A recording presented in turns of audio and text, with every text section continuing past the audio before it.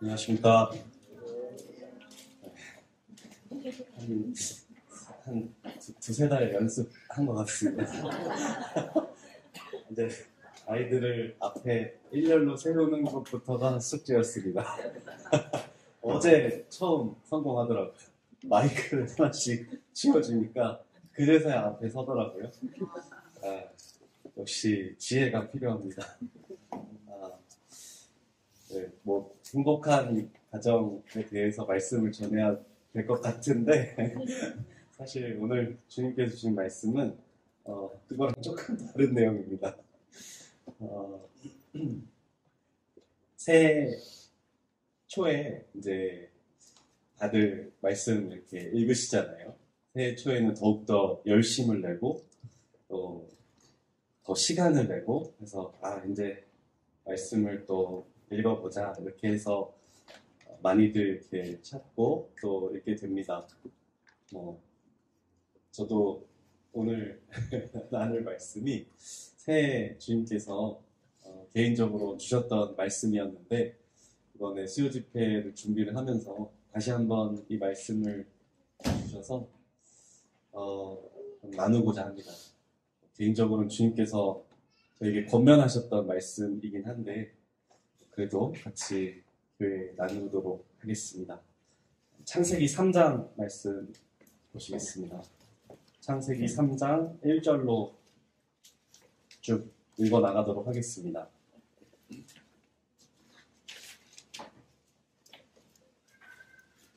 네,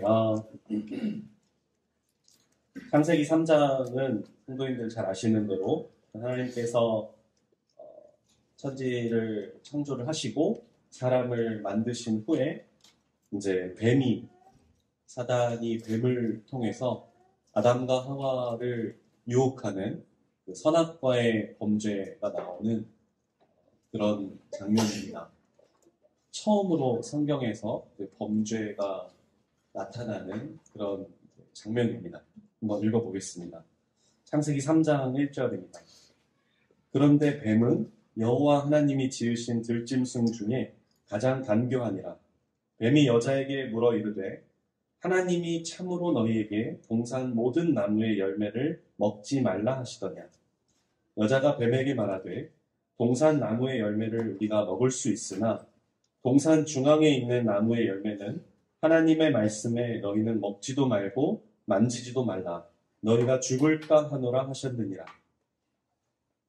뱀이 여자에게 이르되 너희가 결코 죽지 아니하리라. 너희가 그것을 먹는 날에는 너희 눈이 밝아져 하나님과 같이 되어 선악을 알 줄 하나님이 아시니라. 여자가 그 나무를 본즉 먹음직도 하고 보암직도 하고 지혜롭게 할 만큼 탐스럽기도 한 나무인지라. 여자가 그 열매를 따먹고 자기와 함께 있는 남편에게도 주매 그도 먹은지라. 이에 그들의 눈이 밝아져 자기들이 벗은 줄을 알고 무화과 나무 잎을 엮어 치마로 삼았더라. 네, 이게 네 가지 꼭지를 가지고 창세기 3장을 나누고자 합니다. 첫 번째 꼭지는 사탄의 계략입니다.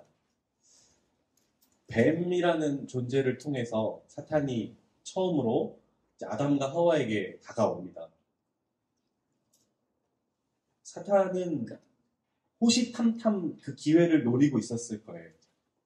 그냥 아무 기회나 한번 낚아볼까 하고 접근한 게 아니라는 거죠. 얼마나 치밀하게 준비를 했을 거고 이 아담과 하와를 꼬시기 위해서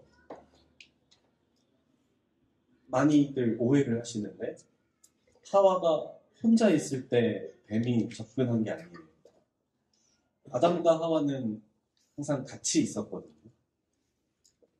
뱀이 이 하와에게만 말을 걸기는 하지만 아담과 하와는 분명히 같이 있었을 거예요. 사탄이 그 틈을 이제 파고듭니다. 아담에게는 직접적으로 얘기하지 않아요.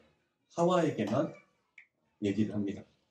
그리고 이 하와에게 아주 교묘하게 접근을 하죠. 처음부터 이상한 얘기를 하지 않습니다. 예를 들면, 야, 저 나무 열매 니네 먹어봐. 그러면 너네도 하나님처럼 천지를 창조하고 다 할 수 있어. 이렇게 얘기를 했다면 하와도 아마 거절했을 거예요. 너무 다르잖아요. 자기가 들은 것과. 근데 참 그 교묘한 그 틈을 파고들죠. 하나님이 정말 먹지 말라고 하셨니? 의심을 이제 품게 하는 거예요. 맞는 말인데도 한번 물어봄으로써 머릿속에 의심을 품게 하잖아요. 하와에게. 하와는 하나님께로부터 직접적으로 이 말씀을 들은 게 아니고 아담을 통해서 그 말씀을 들었기 때문에 하고 의심을 품는 순간 하고 다시 한번 돌아보게 되죠. 확신이 없는 거예요. 그 틈을 사단이 이제 파고듭니다. 우리에게도 마찬가지입니다. 사탄은 하나님도 동일하시지만 사탄도 그 하와를 깨웠던 사탄도 지금도 우리를 꼬시려고 열심히 노력을 하고 있기 때문에 항상 우리가 사탄을 경계해야 되는 상황인데 이 사탄이 우리에게 다가올 때 전혀 낯선 것처럼 다가오지는 않는다는 사실이죠. 굉장히 익숙한 듯 다가오고 받아들여도 될 것처럼 다가오고 하고 살포시 의심을 덧붙여서 다가옵니다. 세상에 수많은 그 세상의 사상들과 가치관들, 세상의 석학들이 말하는 어떤 이론들, 이렇게 살아라, 저렇게 살아라, 자기계발서 같은 거 보면 나오잖아요. 청년들 자기계발서 많이 읽죠. 그런 거 보면은 아주 교묘하게 그런 내용들이 스물스물 들어오는 거예요. 내가 알고 있는 이 성경과 비슷하면서도 조금 다르게. 그러면 이제 받아들이는데 전혀 부담이 없어지죠. 사탄은 그렇게 우리에게 다가옵니다. 알게 모르게 세뇌된다고 하는 표현을 성도님들 아시는지 모르겠어요. 나도 모르게 세뇌가 됩니다. 나는 똑똑하니까 나는 누가 그런 거에 세뇌가 되겠어 하지만 전혀 그렇지 않습니다. 뉴스를 통해서, 책을 통해서, SNS를 통해서, TV, 드라마, 영화를 통해서 다 똑같이 한 가지 사상을 베이스로 그런 것들을 만들어낸다면 내가 나도 모르게 나는 여기서 이거를 보고 여기서 이거를 봤기 때문에 나는 상관이 없어가 아니라 그냥 이렇게 들리는 거예요. 1 더하기 1은 2다. 1 더하기 1은 3이야. 2가 아니고 3이야. 계속 그거를 듣다 보면 나중에는 1 더하기 1이 당연히 3이지 라고 생각을 하게 됩니다. 이게 세뇌예요.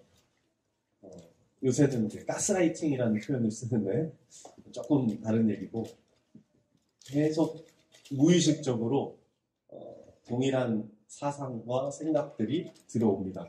이 사탄도 우리에게 그렇게 지금도 역사하고 있습니다.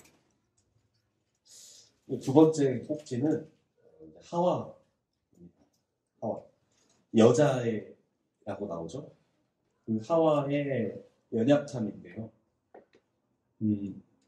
뒤에 아담의 내용도 나오니까 너무 자매님들 마음을 부담 가지지 않았으면 좋겠습니다. 하와가 먼저 나오잖아요. 네.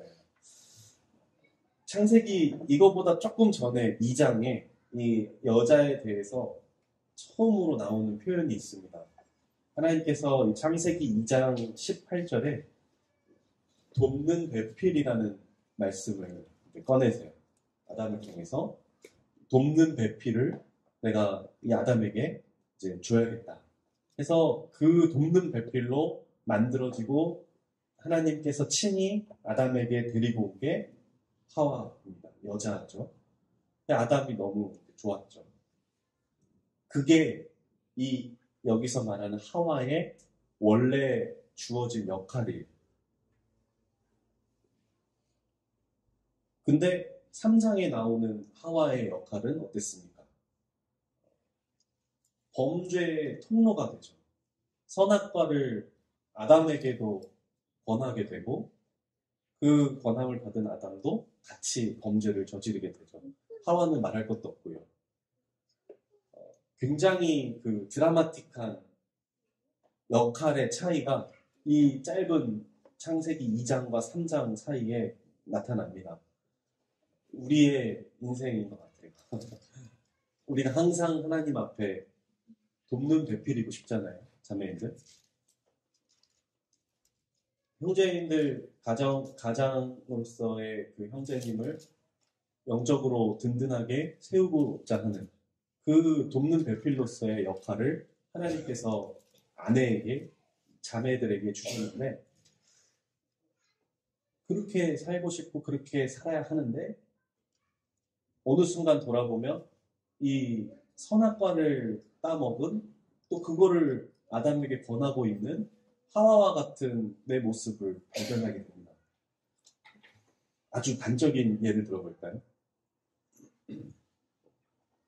영유아 검진을 제가 하고 있는데 엄마들이 와서 물어봐요. 선생님, TV, 핸드폰은 언제부터 보여줘도 되는 건가요? 듣고 싶은 대답이 뭘 것 같으세요? 언제부터 보여줘도 됩니다. 라는 대답을 교과서적으로는 24개월까지는 보여주지 말랍니다. 근데 그거 물어보는 엄마들이 24개월 지난 엄마들이 물어보겠습니까? 18개월, 12개월 엄마들이 물어보죠. 왜냐? 자기는 보여주고 있는데 선생님한테 그 확답을 듣고 싶은 거예요. 아, 의사 선생님도 이렇게 보라고 했으니까 나도 보여줘도 돼. 그걸 듣고 싶은 거죠. 아이들을 키우는데 핸드폰으로 연락을 하고 SNS를 보고 TV를 보고 동영상을 보면서 아이한테 야, 너 가서 QTI 해. 성경책 봐. 라고 하는 모습이 이 하와가 선악과를 따먹은 이 범죄의 통로와 무엇이 다른 걸까요?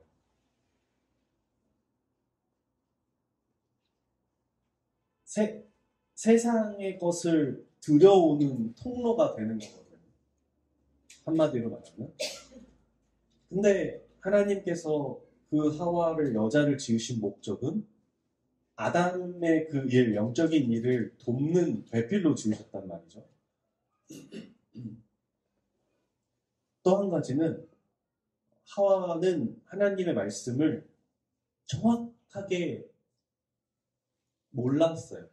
정확하게 알았다면 여기 사탄이 여기서 너희가 하나님께서 분명히 정령 죽으리라 라고 했는데 사탄이 뱀을 통해서 죽을까 하노라 라고 그걸 교묘하게 바꿔요. 그러면 거기서 알았어야 돼, 그 차이를. 너 틀렸어. 하나님 분명히 정령 죽는다고 하셨어. 근데 그러지 못했죠. 우리가 잘 모를 수 있습니다. 그 사탄의 유혹이 오고 내가 어떤 거를 분별해야 되고 할 때 잘 모를 수 있어요. 연약하고 또 부족한 부분들이 누구나 있기 때문에 모두가 다 그 주님처럼 말씀으로 다 이겨낼 수가 없습니다. 그렇기 때문에 우리가 교회로서 같이 한 몸으로 부르심을 받은 거고 서로가 서로를 채워줘야 될 필요가 있고 또 가정으로 보면 그렇기 때문에 아내는 또 남편에게 이러한 영적인 것들을 물어보고 구해야 돼요. 이 지혜로운 여인이라고 잠언에 나오는데 잠언 9장에 보면 찾아볼까요? 여기서 손 놓으시고 잠언 9장으로 가겠습니다. 잠언 9장 10절에 성도님들 너무나도 잘 아시는 말씀입니다. 지혜가 과연 뭘까요? 여호와를 경외하는 것이 지혜의 근본이고 거룩하신 자를 아는 것이 명철이다. 그러니까 하나님을 경외하고 하나님을 아는 것이 이 지금 이 하와와 같은 우리에게 필요한 것이죠. 세상의 것을 들여오는 통로가 될 것인지, 하나님을 더욱더 알아감으로 돕는 배필이 될 것인지, 결국에는 선악과를 따먹느냐 안 따먹느냐의 선택처럼 이것 마찬가지로 우리의 선택입니다. 내가 오늘 어떤 선택을 하고 살 것이냐. 똑같이 SNS와 TV와 드라마와 또 세상 친구들로 가득 찬 그런 곳에서 나의 가치관이 나도 모르게 세뇌가 되고 그러한 세상 것들을 들여오는 삶을 내가 선택을 할 것인지, 영적인 것들로 나를 채우고 말씀과 기도로 나를 무장함으로 그 가정에 돕는 배필로서 또 지혜로운 여인으로서 이 가정을 정말 주님 안에서 올바로 세워나갈 것인지에 대한 선택이, 세 번째 꼭지는 아담이 실패했어요. 아담이 왜 실패했을까요? 아담이 하나님의 말씀을 직접 들었을 것이고 누구보다 하나님과 가까운 교제권에 있었고 하나님 지으신 모든 것들을 누리고 있었잖아요. 그 아담이 과연 왜 실패했을까? 제 개인적으로는 아담은 우선순위에서 하나님이 아닌 하와를 선택했기 때문에 실패했습니다. 그렇게 생각합니다. 세상은 사랑을 강조합니다. 그죠? 근데 하나님은 하나님이 가장 우선돼야 된다고 말씀하세요.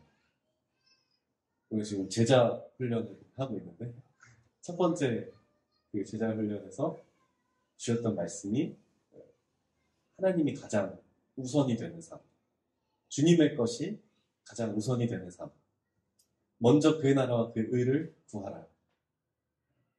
아비나 어미를 나보다 더 사랑하는 자는 나에게 합당하지 않다 라는 그 말씀을 주셨는데 아담은 거기서 실패했습니다.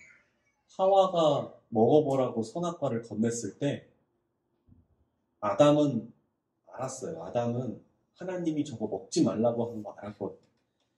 창세기 3장 17절에 가면 하나님이 아담을 책망하실 때 이렇게 얘기하세요. 아담에게 이르시되 네가 네 아내의 말을 듣고 내가 네게 먹지 말라 한 나무의 열매를 먹었다. 하나님 한 번 더 강조하시거든요. 내가 너한테 말한 거 너 알지 않냐. 근데도 네 아내가 권했을 때 너는 그거를 거절하지 않았다. 지금 그걸 혼내고 계신 거야, 아담한테.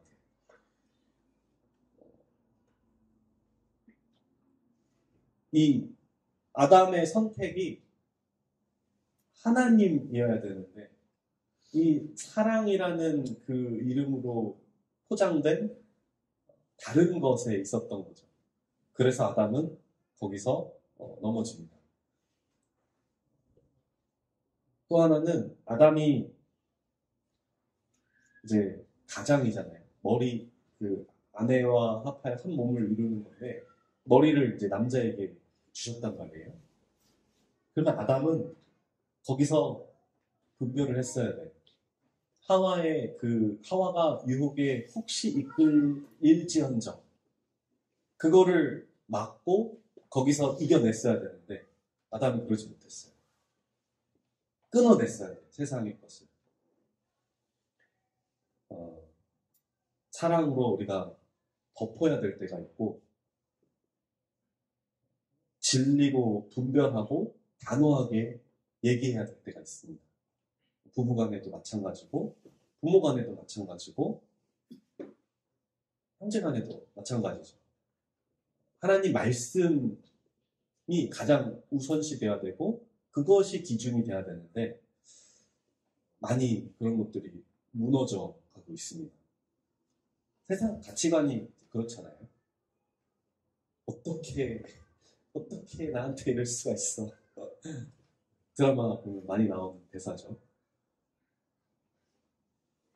자매님들, 형제님들 한 가정에서 아빠와 아들, 엄마와 딸, 그 관계 속에서 우리가 항상 명심해야 될 것은 그리스도인이라면 반드시 우리가 사랑으로 허물을 덮을 때가 있지만 진리로 옳게 분별해야 될 때도 같이 있다는 사실을 항상 마음속에 품어야 돼요. 이 무엇이 우선인가? 하나님이 우선인지, 이 선악과를 권유하는 하와가 우선인지 아담이 분별을 못했어요.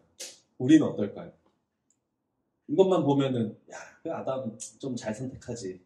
에이, 나였으면 우리 자매가 권하는 건 거들떠도 안 볼 텐데. 이렇게 생각하시면 안 되고요. 우리의 삶에도 적용을 이제 해야 됩니다. 어떻게 적용을 할까요? 나의 우선순위는 어디에 있는가를 보셔야죠. 그렇죠? 과연 나는 지금 내 삶에 어떤 선택을 하고 있는가? 실제로. 그럼 뭘 봐야 될까요? 우선순위가 어디에 있는지를 보려면 내가 어디에 투자하고 있는지를 보면 아주 확실해집니다. 내 시간을 어디에 투자하고 있는지, 내가 하루에 24시간을 어디에 가장 많이 투자하고 있을까?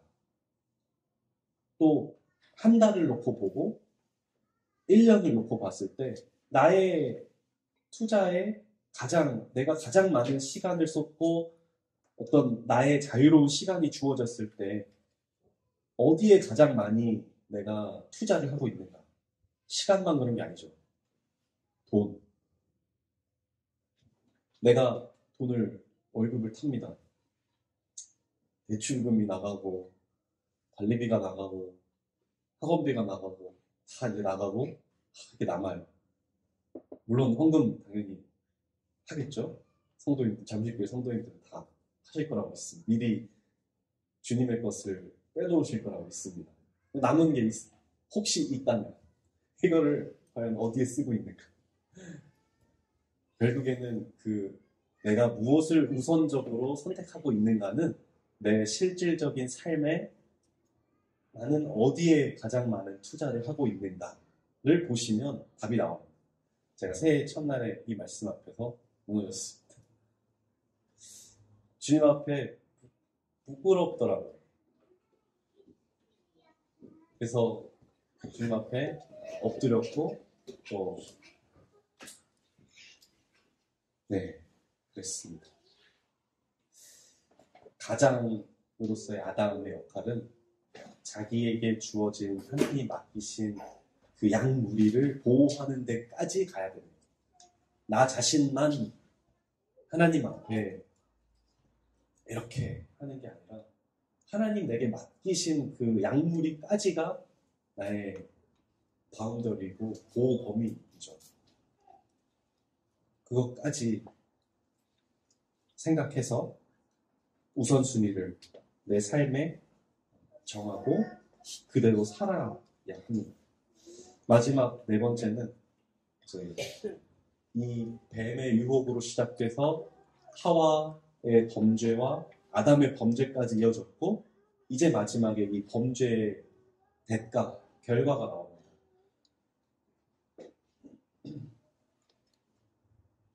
창세기 3장 11절부터입니다. 하나님께서 이르시되 누가 너의 벗었음을 내게 알렸느냐? 내가 네게 먹지 말라 명한 그 나무 열매를 네가 먹었느냐? 아담이 이르되 하나님이 주셔서 나와 함께 있게 하신 여자 그가 그 나무 열매를 내게 주므로 내가 먹었나이다. 여호와 하나님이 여자에게 이르시되 네가 어찌하여 이렇게 하였느냐? 여자가 이르되 뱀이 나를 꿰므로 내가 먹었나이다. 여호와 하나님이 뱀에게 이르시되 네가 이렇게 하였으니 네가 모든 가축과 들의 모든 짐승보다 더욱 저주를 받아 배로 다니고 살아있는 동안 흙을 먹을지니라. 내가 너로 여자와 원수가 되게 하고 네 후손도 여자의 후손과 원수가 되게 하리니 여자의 후손은 네 머리를 상하게 할 것이요 너는 그의 발꿈치를 상하게 할 것이니라 하시고 또 여자에게 이르시되 내가 네게 임신하는 고통을 크게 더하리니 네가 수고하고 자식을 낳을 것이며 너는 남편을 원하고 남편은 너를 다스릴 것이니라 하시고 아담에게 이르시되 네가 네 아내의 말을 듣고 내가 네게 먹지 말라 한 나무의 열매를 먹었은즉 땅은 너로 말미암아 저주를 받고 너는 내 평생에 수고하여야 그 소산을 먹으리라. 네, 너는 흙이니 흙으로 돌아갈지어다 해서 19절까지 말씀이 나옵니다. 먼저 하나님의 징계가 나옵니다. 아담에게, 하와에게, 뱀에게 순서대로 말씀을 하시는데 징계는 이제 뱀부터 시작됩니다. 뱀에게는 물어보지 않으셨어요. 네가 왜 먹었느냐라고 물어보지 않고 바로 너가 이렇게 했기 때문에 너는 저주를 받을 것이다 라고 그냥 바로 말씀하세요. 왜냐? 하나님 아셨거든요. 뱀의 속에 있는 사탄이 그 일을 한 걸 아셨기 때문에 사탄에게는 물어볼 가치가 없었던 거예요. 그래서 바로 징계를 하시죠. 심판을 하셨다고 보는 게 맞을 것 같습니다. 그리고 이제 여자에게 말씀하십니다. 첫, 임신하는 고통을 더한다. 그리고 너는 남편을 원할 것이고 남편은 너를 다스릴 것이다. 이 원하다라는 게 원합니다가 아니라 어원이 그 대조되잖아요. 다스리다의 대조격인 거예요. 남편이 너를 다스릴 것이다. 뭐 어떤 지배하다, 통제하다 이런 뜻이라고 합니다. 권위가 이제 여자의 범죄함으로 인해서 남편의 그 권위 아래 들어가게 됩니다. 아담에게는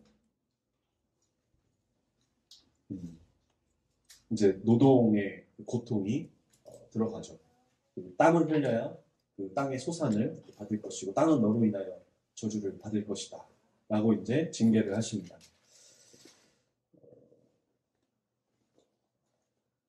그리고 에덴 동산에서 이제 쫓겨납니다. 사실 제가 생각했을 때 이 선악과로 인한 가장 큰 하나님의 그 징계, 그 결과는 하나님 말씀하셨잖아요. 정령 죽으리라. 죽음입니다. 이 죽음이 어떤 그 영생을 해야 되는데 못하는 그런 죽음이라기보다는 하나님과의 단절을 의미하는 죽음이라고 생각을 하거든요. 이제 하나님과의 그 교제를 단절의 그 의미로 에덴 동산에서 이제 쫓겨나게 되는 거죠. 우리가 죄를 지었을 때 그 죄로 인해서 너희의 그 죄악이 하나님과 우리 사이를 가렸다라는 말씀 있잖아요. 그 죄로 인해서 하나님과 나 사이에 단절이 생기는 겁니다.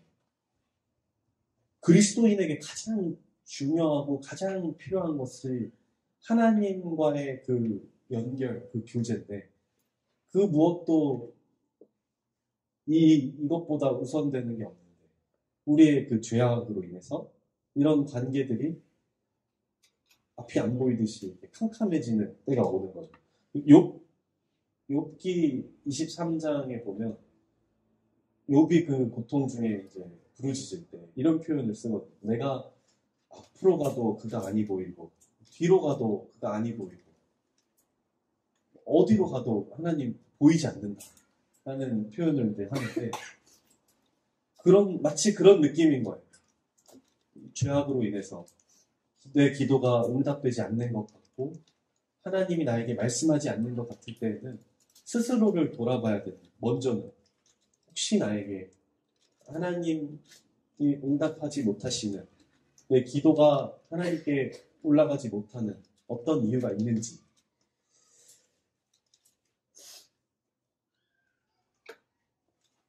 그러나 하나님은 자비하시고 긍휼이 풍성하신 하나님이시기 때문에 여기서 끝났다면 참 절망뿐이었을 인생이었을 것 같아요. 하나님은 그렇지 않으셨죠. 하나님은 창세기 3장 21절에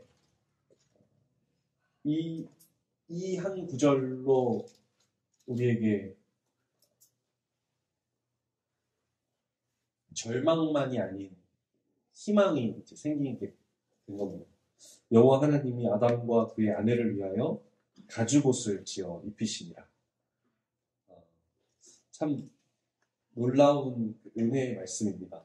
성도님들 다 아시듯이 이 희생이 필요한 가죽옷, 하나님께서 친히 만드신, 사람이 만든 것이 아닌 하나님께서 만들어서 입히시고, 또 잎사귀처럼 유한한 것이 아닌 가죽옷으로 영원히 가릴 수 있는 참 주님의 그 그림자를 우리가 또 보게 됩니다. 하나님 여기서 이제 이 아담과 하와에게 은혜를 베풀어 주시는 모습을 보면서 우리가 하나님 앞에 범죄함이 있고 또 실수가 있고 넘어짐이 있고 어려움이 있을 때 우리의 그 하나님 앞에 우리의 태도가 어떠해야 되는가? 하나님은 그냥 거기서 끝내시는 분이 아니라 우리의 회복을 기다리고 계시고 또 그걸 위해서 은혜를 베풀어 주길 기다리고 계시고 베풀어 주고 계시고 그러한 하나님 앞에 우리가 나아가야 한다. 거기서 절망과 좌절 중에 그냥 속절없이 무너지는 것이 아니라 다시 하나님 앞에 회개하고 다시 그 앞에 일어서고 그 하나님을 의지함으로 또 더 하나님과 가까이 나아가고 하는 그런 모습들이 우리 삶에 필요한 부분이 아닌가 하는 생각이 듭니다. 새해 저에게 개인적으로 주셨던 말씀이었는데 수요 집회 말씀 준비를 하면서 다른 말씀을 묵상을 하려고 해도 계속 이 말씀을 주셔서 좀 무겁지만 나눠보았습니다. 마음에 부담이 되셨다면 좀 마음으로 이해해 주시길 바랍니다. 감사합니다. 안녕하세요. 교재 감사합니다. 오늘 이어서 내일 20장 말씀 함께 교재하도록 하겠습니다. 영적인 진보에 대해서 고민하고 발표하는 지체들의 마음에 동일하게 주시는 부담은 저희가 이제 교제했던 내용대로 똑같이 그렇게 공감이 되어지고 그렇게 똑같이 고백이 되어지는 것 같아요. 특별히 이제 제자 훈련반 교제하면서 사실 첫 장부터 굉장히 부담이 되는 내용들이 나오거든요. 그냥 좋은 지식을 배우는 게 아니라 우리 삶을 면밀히 볼 뿐만 아니라 하나님 앞에 내가 신자일 수는 있지만 버리고 붙잡고 쫓을 수 있는 그런 제자인가라는 그런 질문 앞에서는 그렇게 확실하게 답변을 못할 것 같다. 그리고 저 개인적으로도 그 책을 청년 시절에 봤던 기억이 있어요. 그때 가지고 있었던 그 큰 부담은 오늘까지도 계속되는 것 같고, 그리고 기억에서 희미해질 즈음에 또 다시 2024년 한 해에 어마어마하게 크게 또 다가오고 있습니다. 그래서 한 장 한 장 넘기고 그 내용을 우리가 확인하고 교제할 때마다 과연 내 삶이 이럴 수 있을까? 정말 주님 바라보고 따르고 있나? 7가지의 제자로서의 그 길에 대한 가르침이 나왔는데 어느 것 하나 쉬운 게 없고, 그리고 7번째에서 가장 크게 저에게 부담이 되었던 거고 여전히 고민하는 부분인데, 이제 청년들하고도 1월달 특별 주제를 가지고 교제할 때에 주제가 가치관과 생활 방식이라고 하는 주제였어요. 거기서 이제 끝맺는 내용 중에 하나가 돈과 시간을 어떤 용도로 어떻게 어디다가 사용하는지를 여러분 스스로 살펴보면 여러분 가치관과 생활 방식이 나온다. 이거는 엄연한 사실이다. 현대인에 있어서 더더욱 이거는 사실이다라고 이렇게 교제를 하고 마무리를 했습니다. 정말 그런 것 같아요. 정말. 오늘도 그런 것 같고요. 아마 내일도 크게 변하지는 않겠지만, 그런데 이와 같은 시간들을 통해서 저희들 생각의 마음에 잔잔한 그런 충격도 주고 자극도 주고, 그리고 새롭게 좀 더 마음을 좀 새롭게 할 수 있도록 나아가서 로마서 12장에 나와 있는 대로 하나님이 기뻐하시는 영적 산 제사로 드려지는 예배의 삶이 무엇인지 한 번쯤 좀 진지하게 고민하게 하는 시간입니다. 참 보기 좋은 가정, 그리고 우리 아이들의 음정무시 다 그랬지만 얼마나 은혜가 되는 행복한 가정인지 모르겠습니다. 보시는 대로 행복한 가정이고요. 세 자녀, 아이들 남아 여아 여아. 우리하고 비슷하죠? 저의 자녀를 따라 뒤따를 것 같아서 참 보기 좋습니다. 앞으로 더 행복하고 주님의 기쁨이 넘치는 가정이 되기를 바랍니다. 어렸을 때 우리 아이들이 찍은 사진, 교회에서 찬양하면서 가족이 전체 찍은 사진을 제가 한번 봤어요. 비슷해요, 모습들이. 그때 8mm 캠코더 시대였기 때문에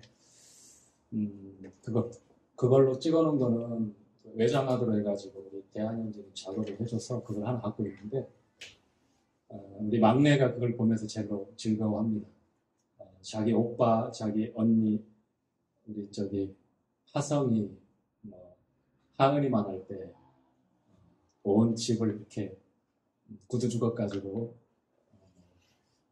휘저으면서, 그리고 우리 예찬이는 특별히 라이온 킹을 거의 한 120번 봤을 거예요. 아마. 그래서 그 시절에 목소리가 거의 허스키 보이였어서 사람 소리가 안 나왔어요. 크크 하는 거 다녀가지고 두 발로 직립보행 가는 거 제가 좀 본 기억이 별로 없습니다. 그 시절 거의 네 발로 기억하고 그랬었는데, 시간이 훌쩍 지났고 이제 그때 있는 아이들이 우리 이런 가정들에서 또 그렇게 모여지니까 생각이 많이 나네요. 자, 레위기 20장. 오늘 교제할 레위기 20장은 상당히 딱딱하고, 그리고 반드시 죽이라라고 하는 이 말씀이 계속 반복되고 있습니다. 다시 말씀드리면 사형에 해당하는 죄에 대해서 열거하고 있고, 마땅히 죽어야 될 죄에 대해서 말씀합니다. 먼저 말씀드리면 레위기 20장에 기록되어져 있는 기준대로 오늘날 우리 시대에 다 적용하면 몇 명이나 살아남을까 하는 걱정이 큽니다. 아마 곡소리가 나다 못해 난리가 날 것 같은데요.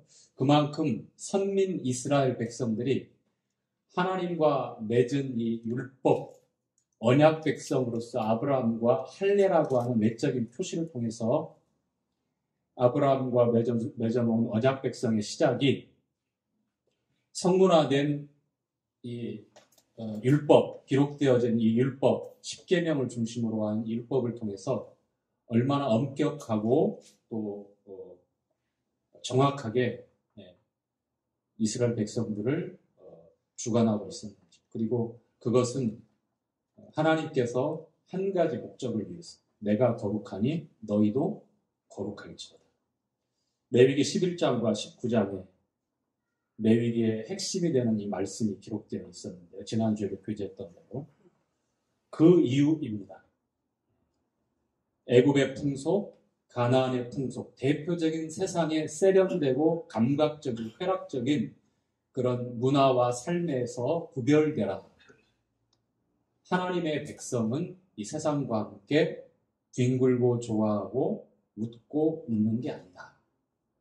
구별하라라고 하는 핵심 포인트가 거룩하라라고 하는 말씀이죠. 자, 20장을 이렇게 나눌 수 있습니다. 크게 네 부분으로 나눌 수 있는데요. 20장 1절부터 5절까지는 우상 숭배에 관한 심판입니다. 반드시 죽이라고 말씀합니다. 그 다음에 6절과 7절, 8절까지는 복술자, 신접한 사람들 반드시 제거하라고 말씀을 하고, 그 다음에 주목해서 또 우리가 봐야 될 게 9절 내용입니다.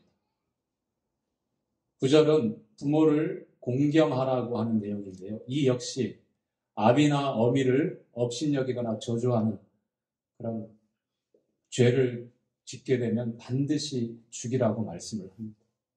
10절부터 21절까지는 간음죄에 대한 여러 형태에 대한 심판, 그리고 동성애에 대한 심판, 그리고 수간에 대한 심판, 그러니까 변태적인 타락한 성에 대한 심판이 나와 있고요. 그리고 22절부터 마지막 27절까지는 한 번 더 18장, 19장, 20장에 이어지는 하나님의 백성이 성결하고 정결해야 돼야 하는 것에 대한 요약하고 한 번 더 강조하고 이렇게 정리를 하고 20장이 끝나게 됩니다. 자, 1절부터 5절까지 한번 읽어보겠습니다. 함께 읽도록 하죠. 여호와께서. 시작. 여호와께서 모세에게 일러 가라사대 너는 이스라엘 자손에게 또 이르라. 무릇 그가 이스라엘 자손이든지 이스라엘 구한 타국이든지 그 자식을 몰렉에게 주거든 반드시 죽이되 그 지방 사람이 돌로 칠 것이요 나도 그 사람에게 진노하여 그를 그 백성 중에서 끊으리니 이는 그가 그 자식을 몰렉에게 주어서 내 성소를 더럽히고 내 성물을 욕되게 하였습니다. 그가 그 자식을 몰렉에게 그 지방 사람이 못 본 채 하고 그를 죽이지 아니하면 내가 그 사람과 그 권속에게 진노하여 그와 무릇 그를 본받아 몰렉을 만만히 섬기는 모든 사람을 그 백성 중에서 끊으리라. 자, 지난주에 이어서 이 몰렉은 한 번 더 몰렉 신에 대해 설명을 드리자면 이스라엘의 오른쪽, 그러니까 요단강 건너 지금의 요르단이라고 하는 나라, 4강전에서 우리가 아주 완패한 그 아시안컵 요르단 정말 잘 하더라고요. 그 요르단 지역입니다. 거기가 암몬인데 이 암몬의 조상이 불행하게도 아브라함의 조카 롯입니다. 그리고 롯과 두 번째 딸 사이에서 난 자식이 바로 암몬의 조상입니다. 그리고 그 윗지방에 있는 그러니까 암몬의 위쪽에 위치해 있는 지역, 그러니까 이스라엘 기준에서 동쪽이죠. 북동쪽으로 있는 위치에 있는 이 모압이라고 합니다. 룻이 모압 여인이죠. 역시 이 모압의 조상이 롯이고 롯과 첫째 딸 사이에서 태어난 그 아들이 바로 이 모압으로 불려졌고 조상이죠. 불행한 역사입니다. 이스라엘과는 아브라함의 조카였으니까 롯이요. 연관이 깊지만 후에 두고두고 이스라엘을 대적하는 그런 민족이 되어집니다. 이 몰렉은 암몬의 조상신이다라고 하는 견해가 있고요. 그거보다도 훨씬 더 아수르에서 전해진 그런 우상이다라는 그런 설도 있습니다. 어쨌거나 이 몰렉은요, 이 머리 부분은 소의 형상이에요. 황소. 그리고 밑에 이 부분은 사람의 인체를 가지고 있고요. 앉아서 두 팔을 이렇게 내밀고 있는 형태입니다. 이 우상의 형상. 자, 우리가 읽었던 말씀에 이 몰렉에게 자기 자식 아이를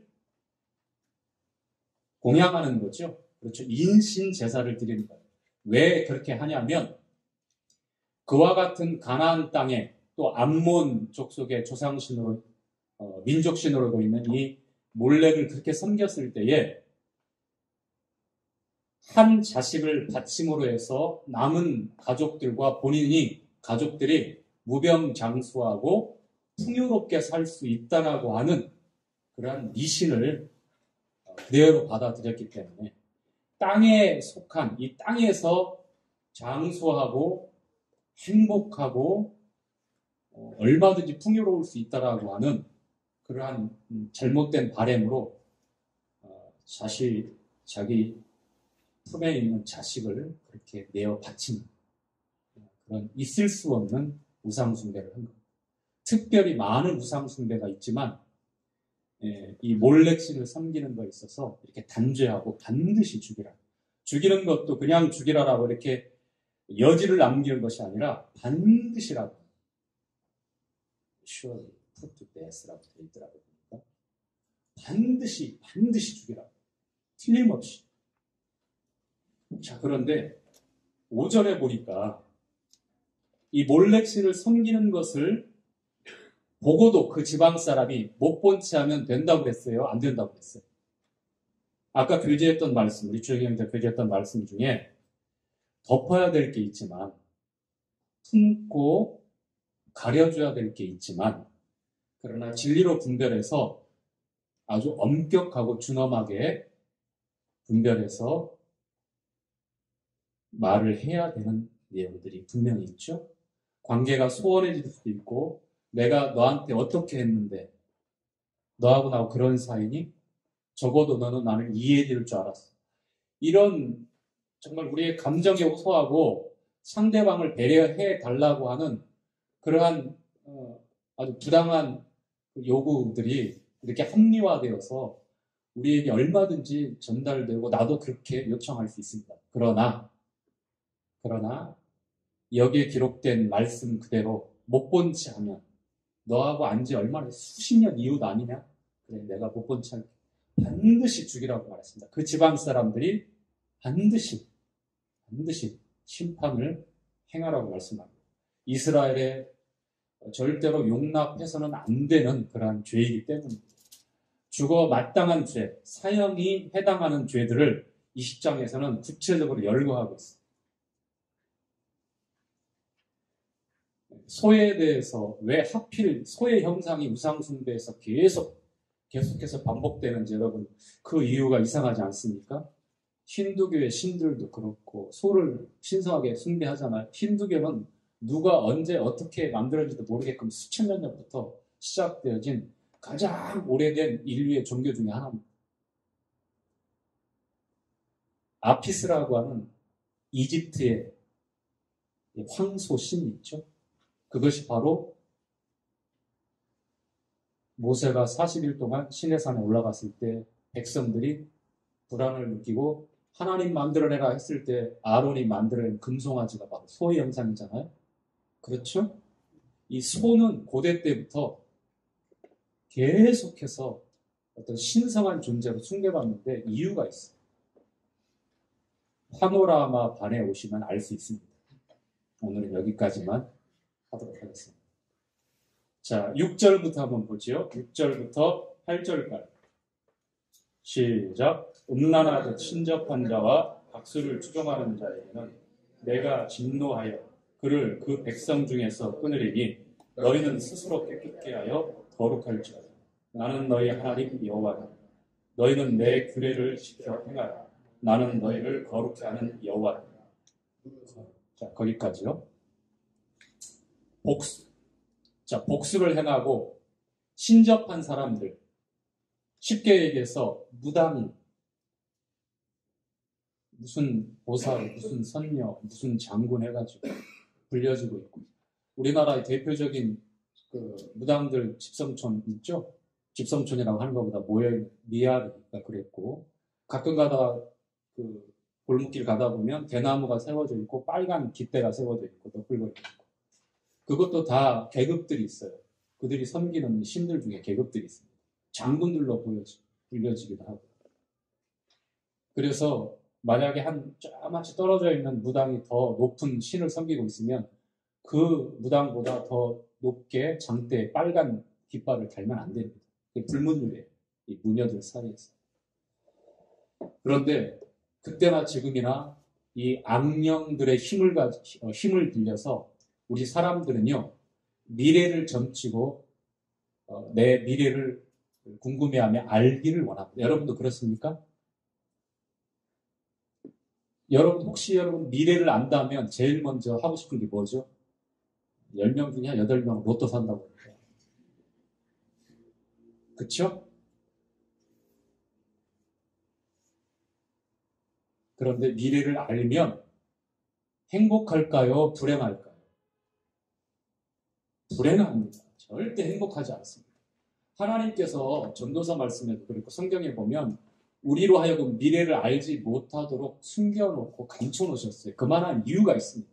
우리 인생이 미래를 알면 정말 행복할 것 같고 대비해서 유비무환으로 얼마나 더 안전하게 살 수 있겠는가라고 하지만 그렇지 않습니다.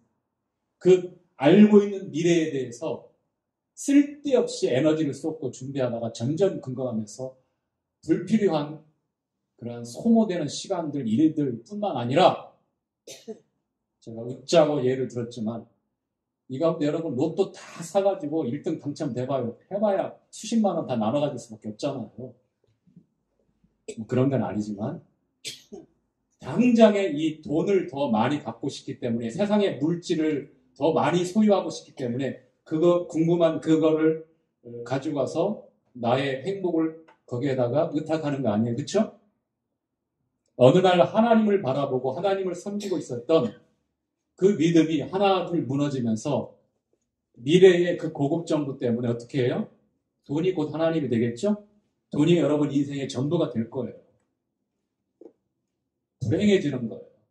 하나님과 점점 멀어집니다. 그것이 긍정적이든 부정적이든 유불리를 떠나가지고 우리가 미래를 안다고 하면 나뿐만 아니라 내가 알고 있는 많은 사람들 관여하겠죠? 우리가 그런 영화를 보잖아요. 불행한 미래를 알고 있는데 그것을 다르게 막아보려고 했는데 원치 않는 다른 곳에서 더 큰 일들이 벌어진다는 것. 그런 시나리오가 이렇게 전개되는 영화를 보면서 물론 그런 일들을 가상으로 우리가 생각해서 만든 그런 미디어물인데 얼마든지 있을 수 있어요. 행복하자고 준비했고 행복하자고 불행을 막으려고 했는데 오히려 그 불행보다도 몇 갑절 더 큰 불행이 기다리고 있었으며 더 많은 희생을 지불해야 되는 그런 안타까운 그런 일들이 생기게 되는 거예요. 미래에 대해서 궁금해하지 마십시오. 결국 이 악령들, 사단은 우리의 그 미래를 궁금해하는 그 마음을 통해서 미혹합니다. 성경에 우리에게 복과 화를 얘기할 때에 처음에 미끼로 던지는 것 같지만 반드시 사망으로 이끄는 것이 이 악령들의 속임수라고 하는 것을 우리가 잊어서는 안 됩니다.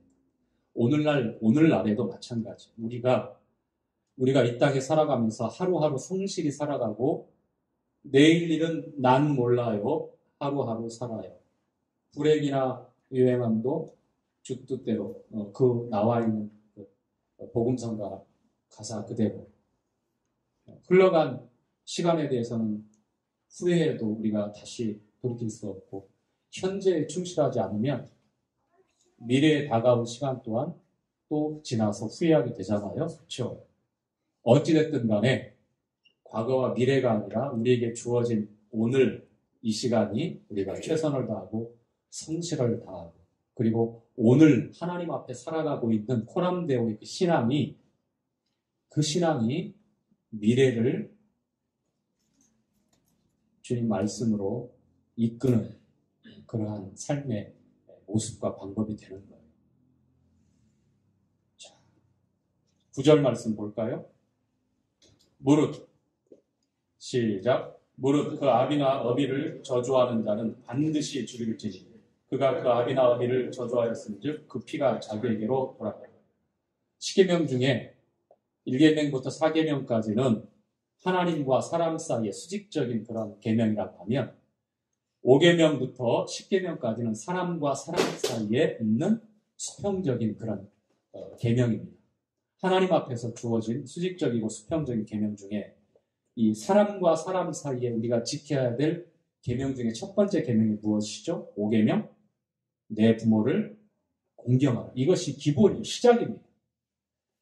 부모가 되어지고 또 이제 노부모가 계시고 또 아이들이 있고 그런 이제 딱 중간 입장에서 생각해 보면 이 말씀이 얼만큼 중요한지 더 우리가 실감을 하게 됩니다. 이제 고령화 사회가 되어지고 노년의 그러한 그 긴 시간을 보내야 될 시대가 되어지는데 아마 갈수록 이 계명에 대해서 내 부모를 공경하라고 하는 것에 대해서 상당히 이 말씀이 도전받는 시대에 접어든 것 같아요.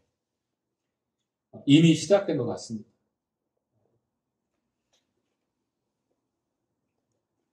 자녀로서 부모를 공경한다고 하는 것은 하나님께서 우리에게 주신 첫 번째 명령이에요. 정말 중요한 명령이에요. 부모를 공경한다고 하는 것은 에베소서 말씀에 나와 있는 대로 주 안에서 순종하는 것도 마찬가지입니다. 이제 그 요양병원 그런 요양시설이 많이 늘어갑니다.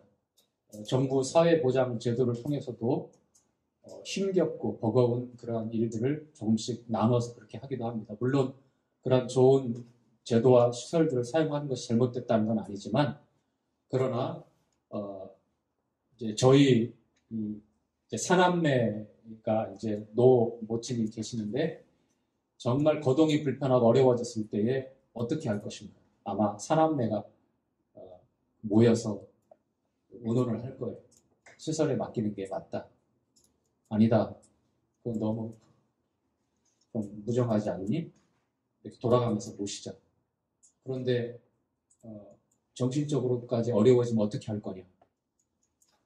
뭐 이런 지금 일어나지 않은 일이지만 이제 그러한 고민에 진짜 빠져 있는 사람들, 그러한 실제 갈등 속에서 가족들이 불화를 겪고 있는 가정들이 참 많아요.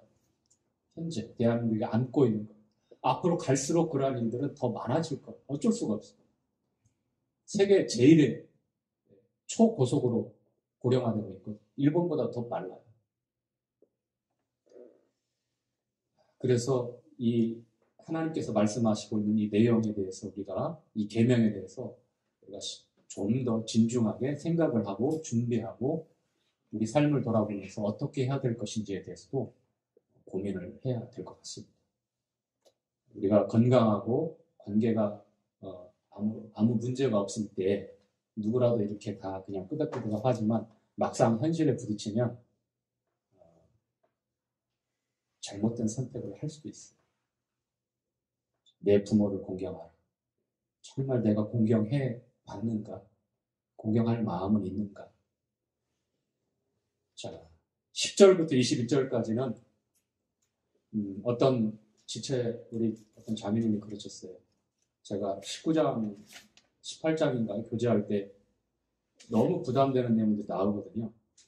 아주 왜곡되어지고 변태적인 타락한 성의 가나안의 애굽의 풍속에 대해 쫙 나오는데 그걸 읽지 않고 그냥 넘어갔어요. 근데 읽자. 왜 읽어야 되느냐? 구체적으로 알고 있어야 된다. 한 번쯤 읽고 뭐 디테일하게 설명은 안 하지만 읽고 지나가자. 그래서 읽을 겁니다. 10절부터 21절까지의 내용은 관계를 무너뜨리는 죄들입니다. 관계. 얼마나 관계가 중요한지 모릅니다.